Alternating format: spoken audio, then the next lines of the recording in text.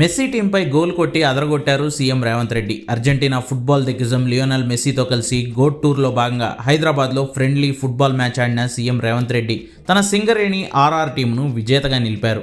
ఉప్పల్ స్టేడియంలో జరిగిన మ్యాచ్లో సీఎం రేవంత్ రెడ్డి, మెస్సీ ఇద్దరూ పాల్గొనగా లోక్సభ ప్రతిపక్ష నేత కాంగ్రెస్ ఎంపీ రాహుల్ గాంధీ ప్రత్యేక అతిథిగా విచ్చేశారు. ఈ సందర్భంగా అభిమానులకు అభివాదం చేసిన మెస్సీ అనంతరం రేవంత్ రెడ్డితో పెనాల్టీ షూటౌట్ ఛాన్స్ ఇప్పించారు.